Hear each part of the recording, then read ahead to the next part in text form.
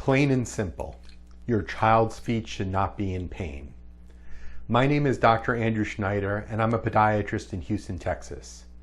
In my practice, I work with children of all ages. Kids aren't little adults. They have foot problems that are unique to them.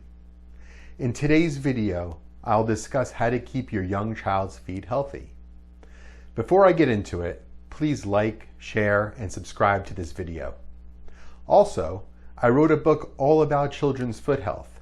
You can get it for free at www.kidsfootbook.com.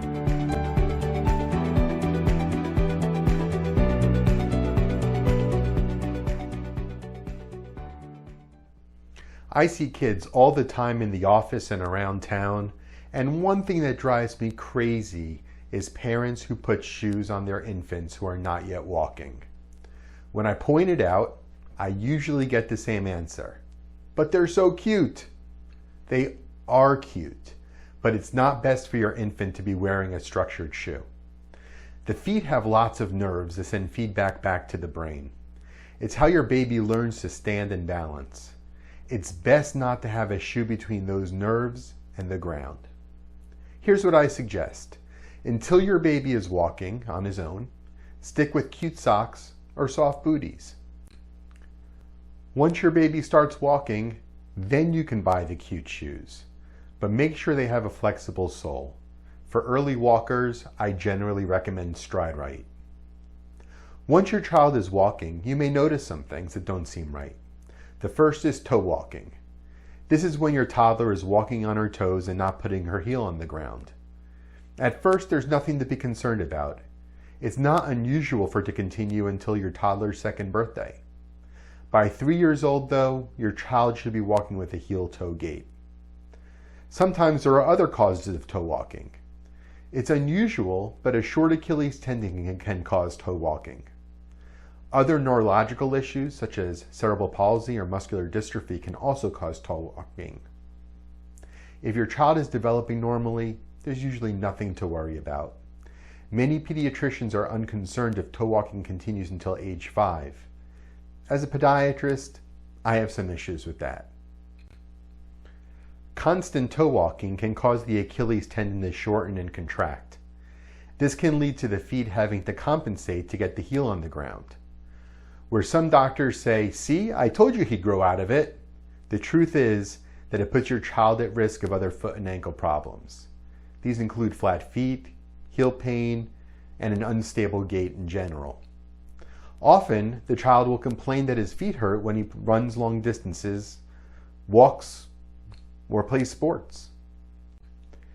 If your child continues to walk on his toes, you should get him checked if he walks on his toes most of the time, if he has stiff muscles, if he's generally uncoordinated, if he walks awkwardly and stumbles all the time, if it seems as though he can't bear his weight on a flat foot, if he has any other medical problems or has a family history of muscular dystrophy or autism, if he was born prematurely, or if he has previously walked flat-footed and only recently began to toe walk.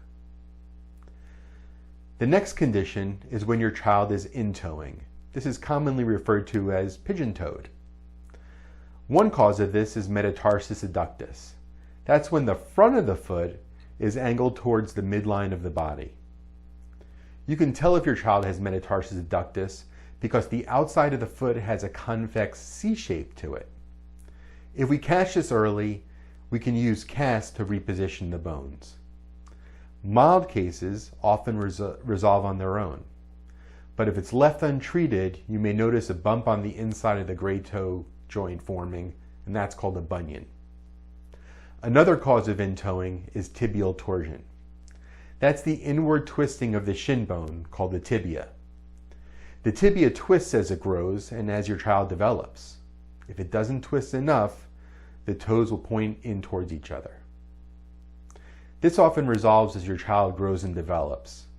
We can help it along by using specialized insoles called gait plates. These are insoles, sometimes custom, sometimes not. The front edge flares out. That flare helps to influence the tibia to twist to resolve the tibial torsion, and that will help to stop the intoeing. When it comes to insoles, the result is not immediate. We're playing the long game as your son and daughter grows. In severe cases of intoeing, surgery may be done to resolve it. These cases are extremely rare. In next week's video, we'll discuss common skin conditions found in kids' feet.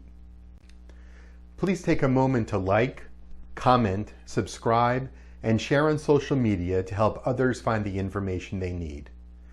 Don't forget to pick up my free book about children's foot health at www.kidsfootbook.com.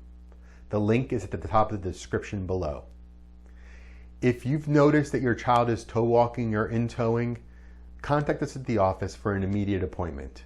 The link is also in the description. Thanks so much for watching, and have a great day.